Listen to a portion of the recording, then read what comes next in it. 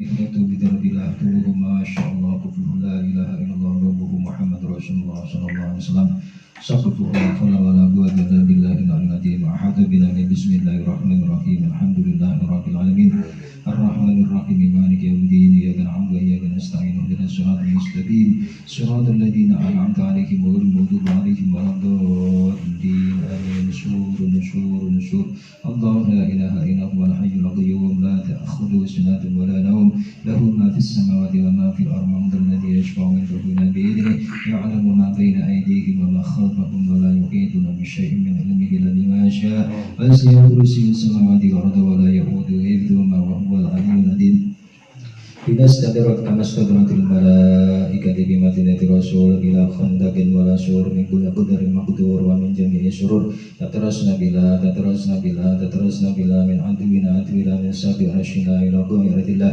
بمئة ألف لا قوة ولا قوة إلا بالله العلي العظيم الزمة لا تنشط بمئة ألف لا قوة ولا قوة إلا بالله العلي العظيم اللهم إن أحد أرادنا بالسوء من الجن والإنس والخوش من بشر الشيطان السلطان الوسوس فاربط نظرهم بالبقاس وقلوبهم بوسواس وأطيبهم بإفلاس وأبدهم من رجل الرسول في سرية دمار بجانب بمئة ألف لا قوة ولا قوة إلا بالله العلي العظيم صلى الله عليه وسلم محمد وعلى آله وصحبه وسلم الحمد لله رب العالمين بسم الله الرحمن أعوذ بالله من الشيطان بسم الله الحمد لله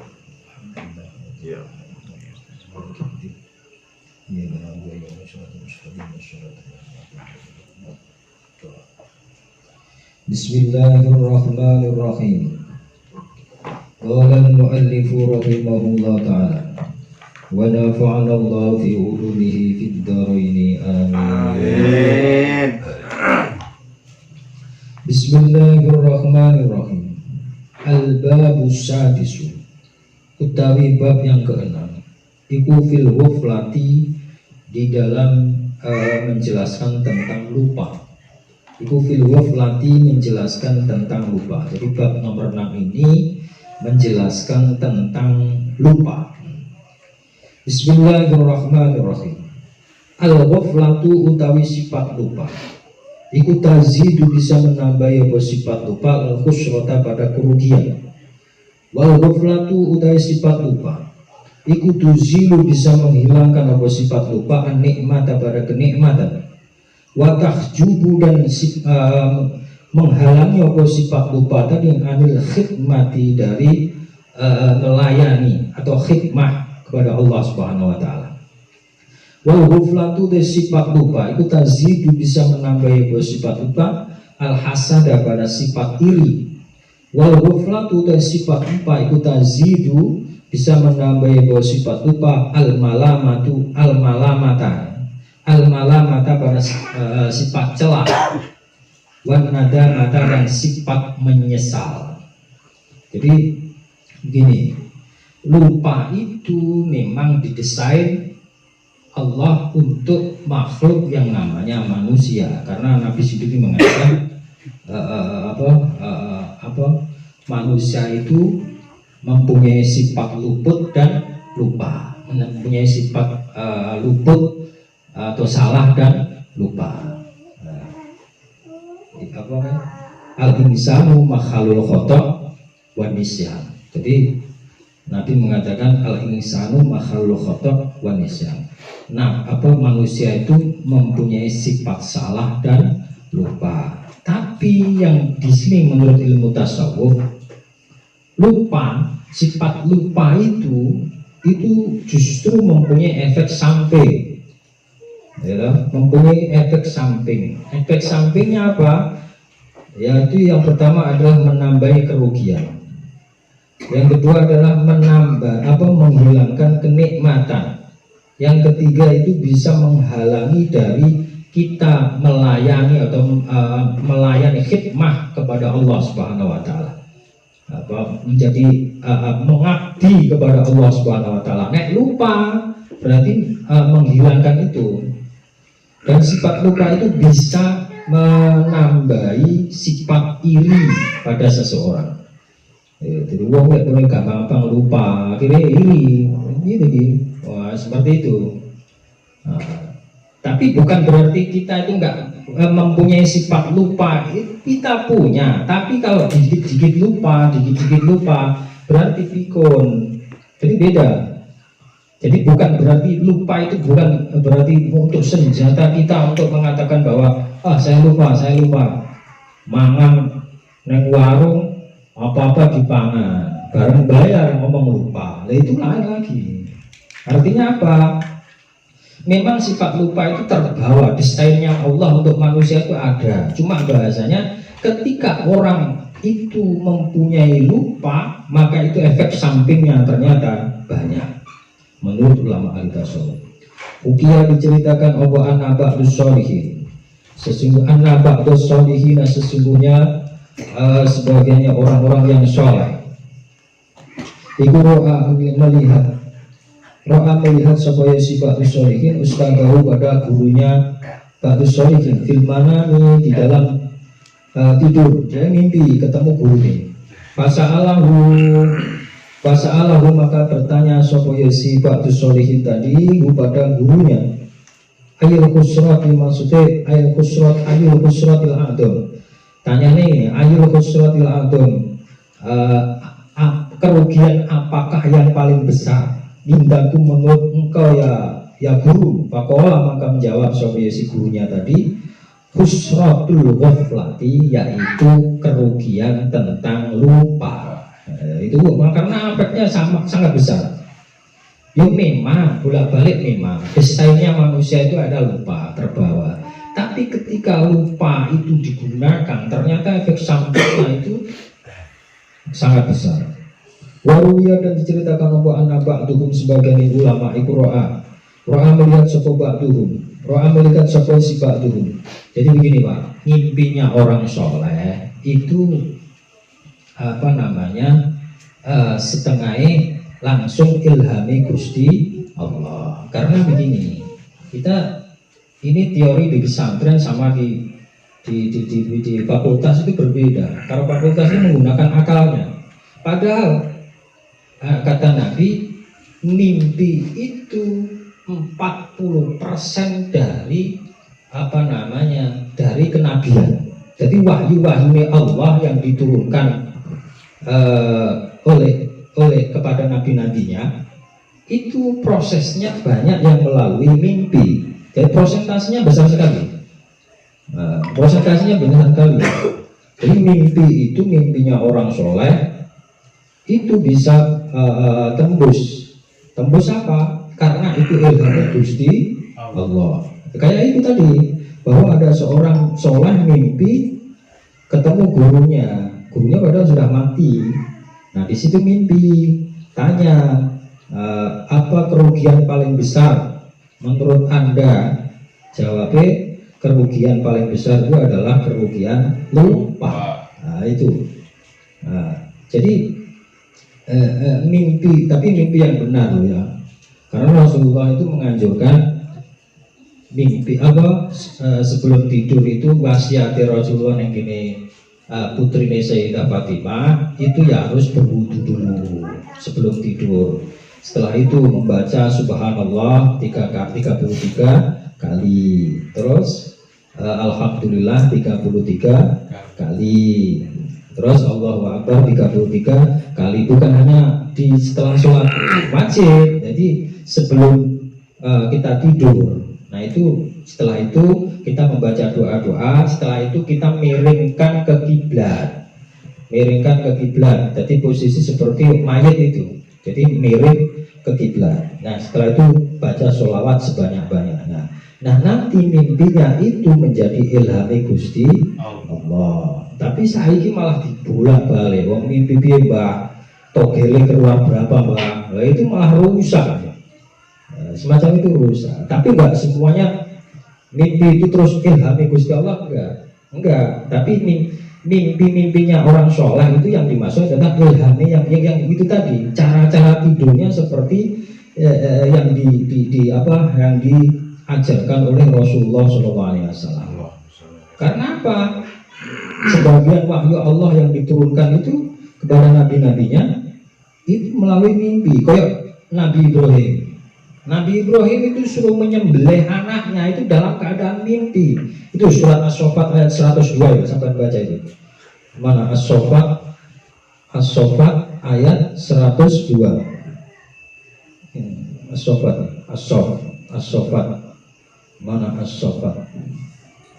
Tadi saya baca 102. Qala ya bunayya anni atbakhuham fangdur ma datara.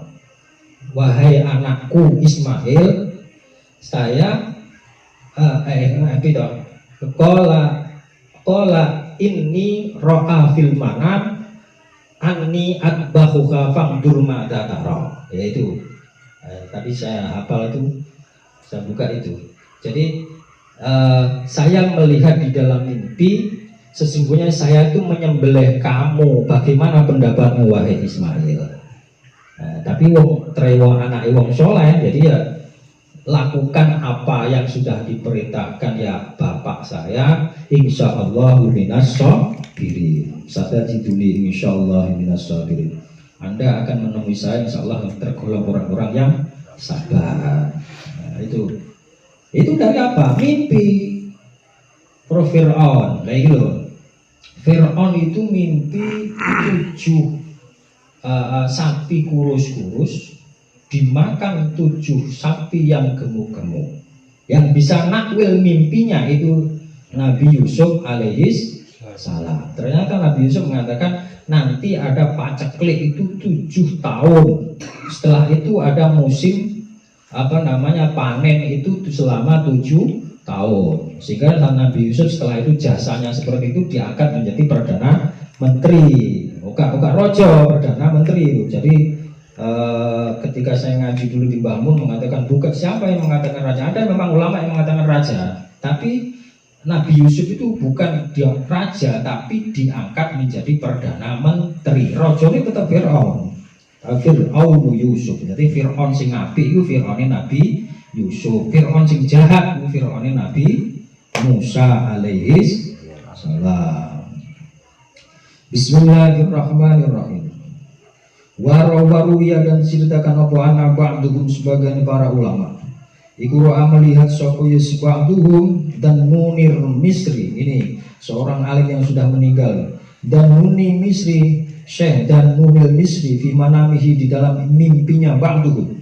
Fi manamihi di dalam mimpinya sebagian para ulama itu Fakola bertanya sapa si sebagian ulama lahu barat dan Munir Misri. Ma fa'alallah bika, apa yang diperbuat Allah padamu? Fakola menjawab sebagian Munir Misri, Aukifni baina yadaihi.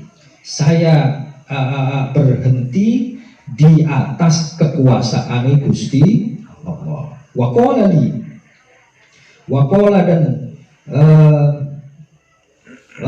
dan berkata si Allah, ya. Wakola dan berkata Allah li pada saya, ya mad'i, hai orang yang terputus nasab. Ya kadzabu, wahai orang yang banyak tipu.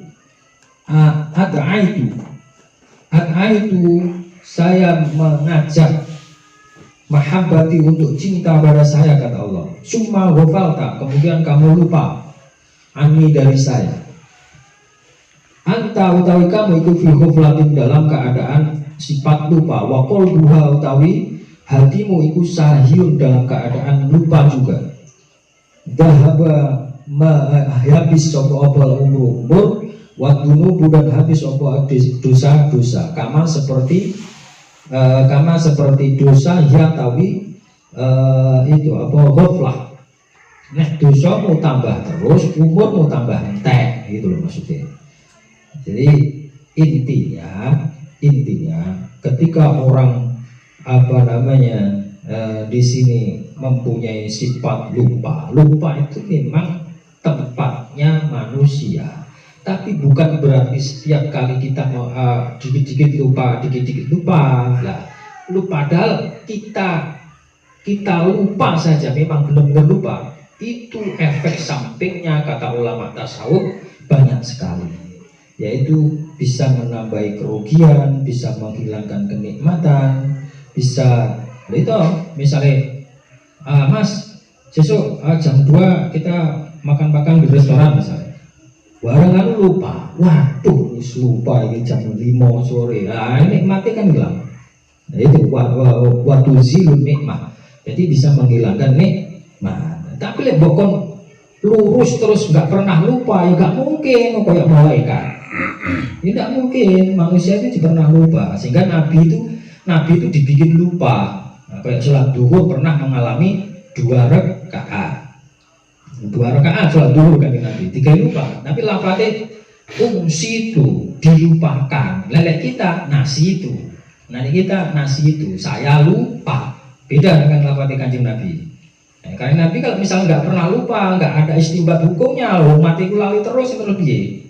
Hukumnya terus bagaimana? Nah, ketika sholat duhur 2 rakaat itu sahabat ada yang wong nakalan mulai dhisik ya aneh. Jadi iki ada sholat duhur 2 ya tambah senang karena ada nasah mansuh. Jadi ada misalnya perintah dulu 4, kok sekarang yang terbaru itu 2, yang dipakai adalah yang terbaru. Itu namanya nasah mansuh. Nah, ini seneng waduh, petang rakaat ganti 2 rakaat enak ini. Senang. Nah, jadi sahabat dulu itu ada yang nakalan seperti itu. Terus akhirnya ada yang berani bertanya, namanya Dzul Yadain.